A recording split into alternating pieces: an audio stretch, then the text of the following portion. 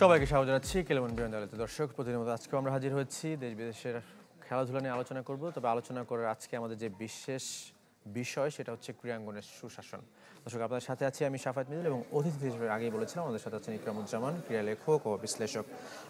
এবং চাইলে আপনারা আমাদের সাথে এই আয়োজনে যুক্ত হতে পারেন। স্ক্রিনে দেখানো নম্বরে আপনাদের মতামত বা প্রশ্ন থাকলে আমাদের সাথে শেয়ার করতে পারেন। ইকরামুজ্জামান, যেটা বলছিলাম যে ক্রীড়াঙ্গনের সুশাসন, যদি ক্রীড়াঙ্গনের সুশাসনের কথা বলি সেই ক্ষেত্রে এই যে একটা বছর পার হলো, আমরা যদি নতুন বাংলাদেশের কথা বলি সেই জায়গায় এই একটা বছর আসলে কি কি পরিবর্তন দেখলেন আপনি? দেখেন, আমরা ক্রীড়াঙ্গনের সুশাসন, আপনি যেটা বলছেন, ক্রীড়াঙ্গনের সুশাসন ছাড়া ক্রীড়াঙ্গন চলবে না। শৃঙ্খলা, সুশাসন, জবাবদিহিতা এবং দায়বদ্ধতার জন্যই কিন্তু ক্রীড়াঙ্গন চলে এবং এটার উপরে বেস করে চলে। আমরা এই যে পরিবর্তনটা চেয়েছিলাম, যেটা হয়েছে, যে ছাত্র জনতার অভ্যুত্থানের পরে যে পরিবর্তন আসলে দেশের পরিবর্তন সর্বক্ষেত্রে কিন্তু এটার হয়েছে এবং ক্রীড়াঙ্গনের ব্যতিক্রম নয়। কিন্তু ক্রীড়াঙ্গনে যে জিনিসটা সবচেয়ে বেশি লক্ষণীয় হলো যে এক বছর পর এখন মনে হচ্ছে আমরা ক্রীড়াঙ্গনে কি পেয়েছি।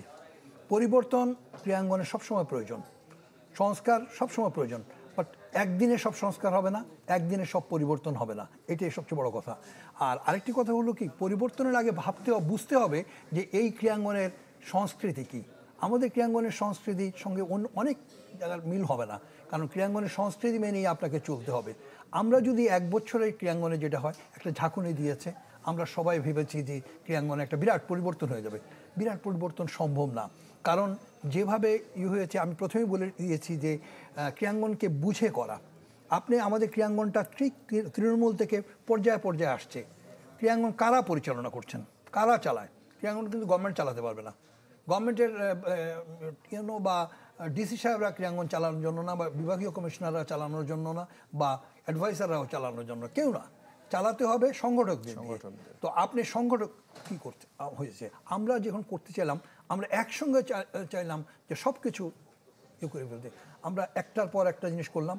আমরা থানা, মানে উপজেলা পর্যায়ে, জেলা পর্যায়ে, বিভাগ পর্যায়ে, ইভেন জাতীয় পর্যায়ে এসে আমরা বিভিন্ন জায়গায় ওগুলো সবগুলো অ্যাবলিশ করে দেওয়া হলো। কেন করা হলো? বলা হলো যে না, এখানে সমস্ত মানে একটা জঞ্জালের মতো অবস্থা সৃষ্টি হয়েছে। আসলে কিন্তু এটা ভুল। আমি আবারও বলছি, ক্রীড়াঙ্গনকে বুঝে কাজ করা। ক্রীড়াঙ্গনের একটা গঠনতন্ত্র আছে, প্রত্যেকটা ফেডারেশনের একটা গঠনতন্ত্র আছে, সব জায়গায় একটা গঠনতন্ত্র আছে। আপনি যদি সেই গঠনতন্ত্র দেখেন, সেইখান করলে বাদ দিতে হবে না। আমরা যে এই যে বাদ দিয়ে দিলাম, অ্যাডহক বডিটা বানাতে কত সময় লেগেছে, প্রত্যেকটা মানে উপজেলার কথা চিন্তা করে, জেলার কথা অনেক সময় লেগেছে। আপনি ক্রীড়াঙ্গন হয়েছে চলমান, ক্রীড়াঙ্গনে খেলাধুলা বন্ধ হয়ে যাবে, আপনি সংগঠক, আপনি চালাতে হবে। আমি হয়তো সরকারের পক্ষ থেকে যে আমি তো চালাতে পারবো না, আমার এই সময়ও নাই, সময় নাই মানে আমার এর দায়িত্বও না, আপনি চালাতে হবে। এখন আপনি যদি না থাকেন, তাহলে ক্রীড়াঙ্গন কে চালাবে? ক্রীড়াঙ্গন তো বনে ভাইসে আসবে না। ক্রীড়াঙ্গন তো এভাবে এমনিই তো আমাদের ক্রীড়াঙ্গন হয়েছে সমস্ত বিভ্রান্তিকর অবস্থার মধ্যে আছে।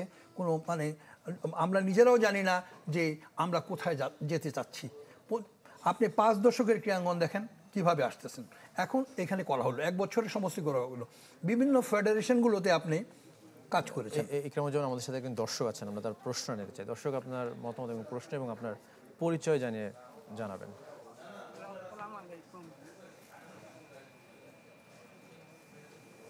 আসসালামু আলাইকুম। ওয়ালাইকুম আসসালাম। আমি জি বলুন। বলছি নিশু।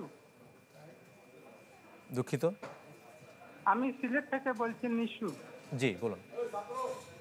আমি একটু সংক্ষেপে বলবো যে প্রতি টুর্নামেন্ট বা সিরিজের আগে আমরা প্রেস কনফারেন্সে বলি যে এবার আমরা ঘুরে দাঁড়াবো, ভালো খেলবো। কিন্তু দেখা গেল যে ম্যাচ দেখতে যে সময় আমাদের টিভি অন করা হয়, দেখা যায় যে পাওয়ার প্লেতেই অনেক উইকেট পড়ে যাচ্ছে, মিডল অর্ডারও কোলাপস হয়ে যাচ্ছে। মিডল অর্ডারে ছিলেন যাকে আমরা মাহমুদুল্লাহ বিকল্প করে নিতাম, তিনি এখন ইনজুর্ড।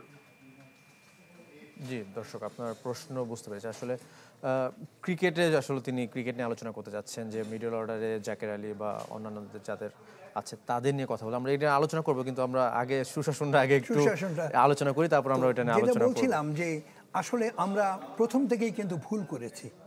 আমরা সব কিছু একবারে শেষ করতে ফেলতে পেরেছি, মনে করেছি যে এগুলো সব জিনিস একবারে সম্ভব।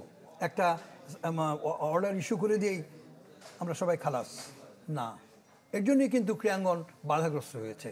অপ্রিয় হলো সত্যি, অনেকে হয়তো ভাবছেন যে এগুলো কী বলা হচ্ছে, যতটুকু খেলাধুলা হচ্ছে এটা দিয়ে না।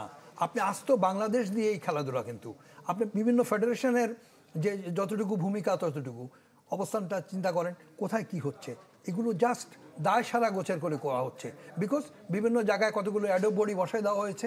অ্যাডক বডি নিজেরাও জানে না তারা শেষ পর্যন্ত কি করবে, কারণ একটা সময় তো এই দেশে ফিরে আসবে, গণতান্ত্রিক অবস্থান হবে, গণতান্ত্রিক সরকার আসবে। কেয়ারটেকার ওনারা তো সবসময় থাকবেন না, অন্তর্বর্তীকালীন সরকার তো আর সবসময় থাকবেন না, তখন কি অবস্থা হবে? তখন কি আবার আবার আবার ভাঙা হবে? আমি জানি না। আমার যেটা হয়েছে যে আমার যেটা মনে হয় যে তখন আরেকটা সমস্যা হতে পারে। আমরা কিন্তু স্বীকার করি আর না করি, আমাদের মতো দেশের যে রাজনীতি যেটা চলছে, যে আমাদের যে রাজনীতি, সেটার সঙ্গে কিন্তু ক্রীড়াঙ্গনের একটা সম্পর্ক আছে, এবং ওটা কিন্তু হবেই। এবং এটা কিন্তু আপনি ইগনোর ইলেকশন করে চলে আসতে পারবেন, বিভিন্ন অবস্থা আপনাকে নির্বাচন করে আসতে হবে যদি নির্বাচিত বডি হয়। এখন কিন্তু কিছু জায়গায় নির্বাচন হবে, কিন্তু কারা আসবে? ইন দি মিন টাইম এই যে 1.5-2 বছর পার হয়ে যাবে, তখন আপনি কি করলেন? আপনি কিন্তু 2 বছরে ক্রীড়াঙ্গন পিছিয়ে গেল। আপনি যদি মনে করেন না ওইখানে ক্রিকেট খেলা হয়, এখানে এটা হয়, তাহলে আর কি পিছাইছে? সব ঠিক আছে। এবং যে নির্বাচনটা হয় সেই নির্বাচনটাকে আসলে কি ঠিকভাবে হয় কিনা? না, ঠিকভাবে না। ওই যে গঠনতন্ত্র, আমি তো বললাম যে আপনার উচিত ছিল প্রথম থেকেই গঠনতন্ত্র নিয়ে কাজ করা। গঠনতন্ত্রের দরকার আছে, আমি 20 বছর থাকবো না আমি 10 বছর থাকবো। এবং এটা কিন্তু শুধু বাংলাদেশে এসব নিয়ে আলোচনা হচ্ছে। আপনাকে একটা উদাহরণ দিই, অলিম্পিকের গঠনতন্ত্রে আছে, আইওসির মানে যেটা অলিম্পিকের যে গঠনতন্ত্রে আছে 70 বছর।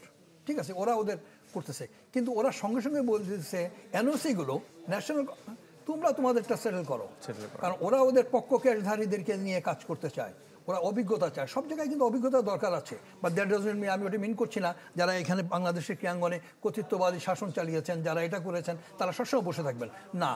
তাহলে তাদেরকে যদি আপনি খালি বাদ দিতে চান, তাহলে তো এটা খুব ইজি ছিল প্রত্যেকটা গঠনতন্ত্র নিয়ে কাজ করা, শুধু গঠনতন্ত্র নিয়ে কাজ করা। আপনি দেখবেন হয়ে গেছে। এখন যারা কাজ করেছেন তারা খুব বিজ্ঞ মানুষ, হয়তো আমার দৃষ্টিতে তারা বিজ্ঞ, নতুবা তারা এইসব ডিসিশনে কিভাবে আসলেন। কিন্তু এখন যদি তারা নিজেরা নিজেদের অবস্থান চিন্তা করেন, একবার যদি ভাবেন যে ক্রীড়াঙ্গন এখন কোথায়, তাহলে আপনি দেখবেন যে ক্রীড়াঙ্গন কিন্তু স্থবিরতা চলে আসছে, যেটা কখনো কাম্য না, ক্রীড়াঙ্গনের স্থবিরতা। এবং যেটা করা হয়েছিল যে এইটাকে আবার পুনর্গঠন করার জন্য সার্চ কমিটি করা হয়েছিল, সেখানেও কিন্তু কিছু কিছু জায়গায় সেখানেও বিতর্ক হয়েছে। এবং আমি খুব অবাক হচ্ছিলাম, আমি ধরতে পারি না এটা কেন লেখা হয়েছে। কালকে লেখা হয়েছে, একটা পত্রিকা লিখেছে যে অনেক ইঁদুর মেরে বিড়ালরা এখন সব আসল জায়গায় চলে গেছেন। এটা হয়েছে কি, ওই যে অনেকে কাউন্সিলরগুলো শুরু হয়েছে, কেউ বিভিন্ন জায়গায় কাউন্সিলর হয়ে গেছেন, অমুকের কাউন্সিলর হয়েছেন, প্রেসিডেন্টের কোটায় কাউন্সিলর হয়েছেন, এখানে যার জন্য কালকের একটা পত্রিকায় দেখতেছিলাম এটা লিখছে। তো এগুলো কোনো ব্যাপার না। এই প্রোগ্রামে যদি একটু সংগঠনের দিক তাকাই, তারা কি আসলে মানে যে খেলাধুলার বাইরে গিয়ে নির্বাচনটাকে বেশি প্রাধান্য দিচ্ছে, এরকম কি? না, নির্বাচনকে প্রাধান্য মানে কি, খেলাধুলার ইয়েতে না। সবাই মনে করছেন যে এইভাবে ঠিক হয়ে যাবে, কিন্তু এইভাবে ঠিক হয় না, কারণ সরকার কিন্তু এগুলো করতে পারে না। খেলাধুলার ব্যাপারটাই কিন্তু, খেলাধুলার সংস্কৃতিটা একদম আলাদা। এখানে কিন্তু নিজের খেয়ে বনের মহিষ তাড়ানো হয়। এখানে অর্গানাইজাররা বেতন পায় না। এখানে অর্গানাইজাররা এর জন্য অনেক সময় বলে যে আমরা কিসের দায়বদ্ধতা, আমি কালকে থেকে আসবো না। আপনি অর্গানাইজারকে বলছেন তুমি চলে যাও, তুমি চলে গেছেন। আপনি কত একটা জিনিস, ছোট্ট একটা উদাহরণ দেই, আপনি বলছেন এই সদস্য বিশিষ্ট একটা কমিটি বানাতে হবে, সেখানে একজন সাংবাদিক থাকবে, ক্রীড়া সাংবাদিক হবে। ক্রীড়া সাংবাদিক বাংলাদেশে সব মিলে আছে 50 জন, 60 জন, 100 জন। আপনারা যারা আছেন সবাই মিলে, মানে প্রিন্ট মিডিয়াতে 100 আর আপনারা যারা আছেন, তো আপনারা কোথায় রিপ্রেজেন্ট করবেন? সবাইকে সম্ভব এগুলোতে করা। তো আপনি যত মানে অবাস্তব জিনিস, যুক্তিহীন ব্যবস্থায় দিয়ে আমরা চলছি। এখানে যেমন আমাদের সাথে আরো একজন দর্শক আছেন। দর্শক, আপনার নাম এবং পরিচয় বলে আপনার প্রশ্ন মতামত আপনার সাথে শেয়ার করুন। আসসালামু আলাইকুম, আমি রুবেল হোসেন, মালয়েশিয়া থেকে আমি ভিডিওটা দেখছি, তাই আপনার সাথে যোগাযোগ করলাম।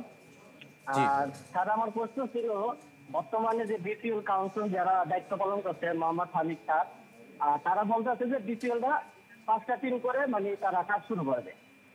আইপিএল যে জায়গায় প্রথম, কিন্তু 8টা টিম কিন্তু কাজ করেছে, যারা কিন্তু এখন 10টা টিমে শব্দ আছে। আর আমাদের বাংলাদেশে তারা নতুন করে পরিকল্পনা করতেছে কোনটা, যে 5টা টিম করে চালু করবে, প্রতি বছর একটা করে টিম আবার মানে আগ্রাবে। তো সেই ক্ষেত্রে কি আরো 5 বছর কি বিপিএল এইভাবেই চলবে, মানে এইভাবে কি আস্তে আস্তে চলবে, কোনো উন্নত হবে না? প্রশ্নটা বিপিএল নিয়ে আসলে বিপিএল সংশোধনের এত বছর সময় লাগবে বা 5 বছর সময় লাগবে, মানে বিপিএলটা অনেক দীর্ঘ সময় নিচ্ছে কিনা ক্রিকেটের? হ্যাঁ, এখন ক্রিকেটের ব্যাপারটা খুব যিনি প্রশ্ন করেছেন ওনাকে ধন্যবাদ। ক্রিকেটের ব্যাপারটা আপনি চিন্তা করেন, মাঠের ক্রিকেট খেলার থেকে বাইরের ক্রিকেট খেলা সবচেয়ে বেশি এখন গুরুত্বপূর্ণ। কবে নির্বাচন হবে, কে কোথায় বসে পড়বে, কে কোথায় চুরি মানে দুর্নীতি করেছে, কারণ চুরি মানে দুর্নীতির আশ্রয় নিয়েছে, যদিও কারোর প্রমাণ করা যায় না এখন পর্যন্ত, কে কোথায় কি করেছেন এগুলি নিয়ে এখন সবচেয়ে বেশি আলোচনা চলছে। আপনি বিপিএলটা যেটা আছে, এই বিপিএল নিয়ে আপনি এখন যেটা বলা হচ্ছে, বিপিএল একটা কমিটি করে দেওয়া হয়েছে। উনি যেটা বলছেন একটা কমিটি করা হয়েছে, কমিটি নাকি একটা খসড়া জানিয়ে দিয়েছেন। শাকিল কাশিম আছেন, শাকিল কাশিম আমার বন্ধু মানুষ, উনিও এখানে আছেন কমিটিতে। এরা সবাই একটা রিপোর্ট দিয়েছে। এখন ওইখানে তারা তো কিছু কিছু অবজারভেশন দিয়েছে। এখন অবজারভেশন নিয়ে এখনও কথা বলার সময় হয়নি। বিসিবির বোর্ডের প্রেসিডেন্ট যেটা বলেছেন যে ওনারা পান নাই, খুব স্বাভাবিক, না পেলে তো আর বলতে পার না। আর বিপিএল নিয়ে সবচেয়ে মারাত্মক কী জিনিস হচ্ছে জানেন, বিপিএল নিয়ে আমি কথা বলছি, আপনি কথা বলছেন, আর যার কথা বলার না উনিও কিন্তু কথা বলছেন। ক্রিকেট কিন্তু এত সহজ না। আমি জানি আইসিসি ঘুমিয়ে থাকে, ফিফা সব সময় জেগে থাকে, কিন্তু আইসিসি হঠাৎ করে ঘুম থেকে উঠলে কিন্তু ইন্টারফারেন্সের ব্যাপারটা কিন্তু ক্রিকেটে খুব মারাত্মক। আমরা কিন্তু অনেক জিনিস ভুল করছি, এখন অনেক কিছুই বলছি না, আমরা ক্রিকেটের একটা জিনিসে চলে আসছি। এখন এই যে বিপিএল নিয়ে এখন যে যে যে জিনিসটা শুরু হয়েছে, এটা কাম্য না। এটা কিন্তু একটা সিস্টেমে আনতে হবে। এত বছর আনেন নাই কেন? 11তম বিপিএল হয়ে গেছে, সবাই বলছে প্রত্যেকবার দুর্নীতি, প্রত্যেকবার অমুক টাকা, এবার নাকি 400 কোটি টাকা নিয়ে নিছে, ওই হয়েছে। প্রমাণ করতে তো হবে, বিনা প্রমাণে তো কোনো কিছু বলতে পারবো না। এখন সবচেয়ে মুশকিল হয়েছে কি জানেন, আমরা সব ওই মানে সব কিছু যুক্তিহীন অবস্থায় চালিয়ে যাচ্ছে। কিছুদিন আগে দেখলেন ফুটবল নিয়ে একটা অনেক তামসা হয়ে গেল, ওই অমুক ক্লাব প্লেয়ার ছাড়বে না, অমুক ক্লাব প্লেয়ার ছাড়তেছে না। প্লেয়ার ছাড়বে কেন? প্লেয়ার ছাড়ার সময় হয় নাই, প্লেয়ার ছাড়ার একটা সময় আছে। আমার খুব দুঃখ লেগেছে যে মিডিয়া পর্যন্ত সেটা নিয়ে কথা বলতেছিল, বাট মিডিয়ার জানা উচিত ছিল যে 72 ঘন্টার আগে ছাড়বে না, দায়বদ্ধ না, সে দায়বদ্ধ না, সে ছাড়বে না, সে তার প্লেয়ারকে রাখবে। তো এটা নিয়ে আপনি একটা ইস্যু দাঁড়া করালেন। সেখানে কি দেখলেন আপনি, এই যে সুশাসন বলছেন, সেখানে কি দেখলেন ফুটবল ফেডারেশনের কি ভূমিকা ছিল? ওই ক্লাবের একজন বড় কর্মকর্তা, ওনাদের সিনিয়র ভাইস প্রেসিডেন্ট বসে রয়েছেন, ওইখানে আছেন। ফুটবল লিগ কমিটিতে বলেছেন, কাবেরা জানিয়েছেন লিগ কমিটির চেয়ারম্যানকে যে আমরা এই উইন্ডোতে খেলবো না। So league committee has taken decision যে অমুক থেকে খেলা শুরু হবে, 12 তারিখ থেকে খেলা শুরু হবে চ্যালেঞ্জ কাপের মাধ্যমে। বসুন্ধরা কিংস এবং মোহামেডান খেলবে। তারপরে এটা হয়ে গেছে। আপনি সুশাসন কোথায়? ফুটবল ফেডারেশনের কোঅর্ডিনেশন কোথায়? আপনি অমুককে খুঁজে পান না। কীভাবে খুঁজে পান না? মানে ওই ক্লাবের বড় কর্মকর্তাদের খুঁজে পান না। বড় কর্মকর্তারা তো নাই রে ভাই। বড় কর্মকর্তারা রাত্রে 12টার সময় খেলা শেষ করে 13 তারিখ 14 তারিখে ওই থেকে ফিরে আসতে সবাই। তো আপনি কি করবেন? আপনি কি 15 তারিখ থেকে ক্যাম্পে কিভাবে জয়েন করবে? কোঅর্ডিনেশনের কি অভাব দেখেন এখানে। ঠিক ক্রিকেটেও সেম অবস্থা হয়ে গেছে। একদিন শুনছেন যে আমিনুল ইসলাম বুলবুল সাহেব চলে যাবেন, উনি আর থাকবেন না। এখন শুনতেছি যে উনিও নাকি থাকবেন। তাহলে পিছাতে হবে তো। কনস্টিটিউশন যদি না বদলান, ক্রিকেটের কনস্টিটিউশন যদি না বদলান, তাহলে ক্রিকেটের নির্বাচন দিয়ে কোনো লাভ নাই। বিকজ ক্রিকেটের কনস্টিটিউশনে যে জিনিস রয়ে গেছে, ওই জিনিস দিয়ে নির্বাচন করা যাবে না। কাউন্সিলর কারা হবেন? কাউন্সিলর তো মানে যাদেরকে হবে, কীভাবে কাউন্সিলর হবেন? আপনি এখান থেকে বলে দেবেন ডিসি সাহেব, ডিভিশনাল কমিশনার সাহেবরা নাম পাঠায় দিবে, তারা চলে আসবে, ওই চেয়ার টেবিল আসবে, আসল লোক আসবে না, যারা নিবেদিত। আপনি যদি এখন যারা কাউন্সিলর ছিলেন, যারা এখন মোটামুটি পিছনে চলে গেছেন, তাদের অনেকের নির্বাচন অবস্থা মানে তাদের সঙ্গে ক্রিকেটের কোনো সংশ্লিষ্টতা ছিল না, কিন্তু এখন তাদেরকে দেওয়া হয়, তারা চলে আসছে। যার জন্য ক্রিকেটেও যদি নির্বাচন করতে চান, আপনাকে এটা দিয়ে চলে আসতে হবে। আপনাকে গঠনতন্ত্রে হাত দিতে হবে এবং সব জায়গায় গঠনতন্ত্রে হাত দিতে হবে। বিপিএল এর যে অবস্থা হয়েছে, আপনি বিপিএল এর ইমেজের সঙ্গে বাংলাদেশের ইমেজ জড়িত হয়ে পড়েছে। আপনি এখন বিপিএলকে কিভাবে ব্যবহার করতে চাচ্ছেন? আমরা নিজেরাই বিভ্রান্ত। আমরা তো হয়তো আমিনুল ইসলাম বুলবুল সাহেবকে বলতে পারি, আচ্ছা ফারুক সাহেব ছিলেন, তার আগে পাপন সাহেব ছিলেন, তো কথা সবাই বলছে, এরাও কথা বলতেছে, বলতে হবে। কিন্তু একটা জিনিস আছে যে যার যার দায়িত্ব সেই জিনিসটাই করতে পালন হবে করতে হবে। আমরা একটা বিরতির সময় হচ্ছে ইকরামুজ্জামান, দর্শক আমাদের সঙ্গেই থাকবেন, ক্লেমন বিয়ন্ড দ্য গ্যালারি নিচ্ছি ছোট্ট একটা বিরতি। দর্শক নিয়ে আমাদের সাথে অতিথি হিসেবে আছেন ইকরামুজ্জামান, ক্রীড়া লেখক ও বিশ্লেষক, এবং আমি আপনাদের সাথে আছি শাফাত মিদল। যেটা বলছিলেন আসলে ইকরামুজ্জামান, যে আমরা যদি চিন্তা করি মানে ক্রীড়াঙ্গনের যদি কোনো রূপকার থাকে সেটা সংগঠকরা, তো আসলে এখন কি করণীয়? এখন একটাই করণীয় যে আমাদেরকে ক্রীড়াঙ্গন বুঝতে হবে এবং এই ক্রীড়াঙ্গনের কী সংস্কৃতি সেটা বুঝেই পদক্ষেপ নিতে হবে। 1.5 বছর 2 বছর ক্রীড়াঙ্গনের অনেক ক্ষতি হয়ে গেছে। এখন আপনারা বলবেন যে কিভাবে ক্ষতি হলো, এই অ্যাডক বডি চলে আসছে and you have to go for election. কীভাবে ইলেকশন করবেন? তাহলে গঠনতন্ত্রগুলো তো পাস হয়ে আসতে হবে, গঠনতন্ত্র অ্যাপ্রুভ হয়ে আসতে হবে। অনেকগুলো গঠনতন্ত্র তো বাংলাদেশ থেকে খালি পাস হবে না, অনেকগুলো গঠনতন্ত্রের কাগজপত্র বাইরে যাবে। সব কিছু করে দিয়ে তারপর আপনি আবার ফের শুরু করে, এই অবস্থা হচ্ছে। যার জন্য এখন যেটা প্রয়োজন, ক্রীড়াঙ্গনকে বলেন এবং ক্রীড়াঙ্গনের মানে সর্বমহলে এখন যে জিনিসটা প্রয়োজন, ঐক্য। এবং ওই ঐক্য না থাকলে কিন্তু হবে না। বিভাজন ক্রীড়াঙ্গনকে অনেক দূরে ফেলে দিয়েছে। এই যে প্রথমেই বলছিলাম যে ক্রিকেটের মাঠের ক্রিকেট থেকে বাইরের ক্রিকেট অনেক বেশি, একজন কথাও বলছিলেন, এটাই কিন্তু বাস্তবতা। অনেকে ভাবছেন সবাই প্রেসিডেন্ট হয়ে যাবেন, অনেকে ভাবছেন কাউন্সিলর হয়ে যাবেন, কিন্তু এটা ওই যে কাউন্সিলর কীভাবে জানো, কাউন্সিলর ওই জায়গাটাই খালি ট্রেনিং করা দরকার, কিচ্ছু দরকার নাই। প্রেসিডেন্ট হইতে হলে একটা জিনিস করতে হবে, আপনাকে কাউন্সিলর হতে হবে। দেন আপনি কাউন্সিলরদের মধ্যে যে ইলেকশন হবেন তারপরে আপনি প্রেসিডেন্ট হবেন। আপনি তো এমনি প্রেসিডেন্ট হতে পারবেন না। আপনি যদি দয়া দাক্ষিণ্যে কাউন্সিলর হন, অবস্থা কী হতে পারে সেটাও দেখেছেন। গঠনতন্ত্রের জন্য আবার বলছি, সুশাসনের জন্য গঠনতন্ত্রের প্রথমে হাত দেওয়া উচিত। হ্যাঁ, যারা বিজ্ঞ মানুষরা কাজ করেছেন আমি তাদের সম্পর্কে আর কিছু বলতে চাচ্ছি না। এখন একটাই কথা, ক্রীড়াঙ্গনকে সচল করার একটা উদ্যোগ নিতে হবে। এবং এই উদ্যোগ কিভাবে নেবেন? আপনার কাছে কি মনে হয় যে ক্রীড়াঙ্গন এখন স্থবির অবস্থা? অনেক ইয়েস, আগের মতো অবস্থা নাই। ক্রীড়াঙ্গন অনেকটা স্থবির হয়ে গেছে, যেটা কাম্য না। কারণ কি জানেন, কাজ কারা করবে? ক্রীড়াঙ্গন এমনি স্থবির হয় নাই, হয়েছে কাজের লোকগুলো আর নাই, কাজের লোক পাওয়া যায় না, এটা একটু মুশকিল। আপনারা যদি একটা ফেডারেশনে দেখবেন যে 4-5টা লোক ছাড়া কেউ কাজ করে না। তো সর্বক্ষেত্রে কিন্তু এই অবস্থা। তারপরে যে জিনিসটা তো আমাদের আছে, আমাদের আর্থসামাজিক অবস্থা আছে। আপনি যদি তৃণমূল পর্যায়ে কেন খেলা হয় না, জেলা পর্যায়ে কেন খেলা হয় না, বিভাগ পর্যায়ে কেন খেলা হয় না, শুধু ঢাকাতে বিভিন্ন ফেডারেশন কেন পারে, এই প্রশ্নগুলো তো জানতে হবে। আপনি বলছেন যে সংগঠকদের আনার বিষয়ে কিছু যদি আমরা ফেডারেশনে দেখি যে সংগঠকরা আছে কিন্তু অনেক টুর্নামেন্ট হয় যেই জায়গায় অর্থ দরকার, কিন্তু সংগঠকদের সাথে হয়তো বা অনেকের সাথে ওই পৃষ্ঠপোষকদের সাথে ওইভাবে লিঙ্ক আপ নেই, তা সেই জন্য হচ্ছে কি হয় যে পৃষ্ঠপোষক পাওয়া যায় না। তো এই জায়গায় কি একটু কোনো বিজনেসম্যানদেরও মানে খুব ভালো, আজ তো দুনিয়া জোড়া স্পন্সরশিপের মাধ্যমে খেলাধুলা চলছে, আনতেই হবে, এছাড়া উপায়ও নেই আপনার। কিন্তু কাদেরকে আনতে হবে? যারা সত্যিকার অর্থে আসবে। মধ্যে আমরা বিভিন্ন জায়গায় দেখেছি যে আনা হয়েছে, তারা একটি ভয় নেই। আসলেন স্পন্সরশিপের ব্যাপারটা একটা উদাহরণ দেই। সামান্য একটা বাংলাদেশ হ্যান্ডবল ফেডারেশন বিরাট কিছু না, আন্তর্জাতিক পর্যায়ে অনেক কিছু করে নাই। হ্যাঁ, তারা সাব রিজন বা একটু বাইরে যেত, মোটামুটি অবস্থায় গেছে। তাদের সবসময় কিন্তু তাদের স্পন্সর আছে। কেন আছে? আপনি অনেক ফেডারেশনে কেন নাই? বিকজ আপনাকে তো টু ওয়ে ট্রাফিক, এদিকেও আসতেছে গাড়ি, এদিকেও চলতেছে, এদিকেও চলতেছে, ওইটা তো আনতে হবে। আপনি যদি স্পন্সরদের সঙ্গে না করতে পারেন, আপনি যেটা বলছেন, নাহলে কিন্তু খেলাধুলা হবে না।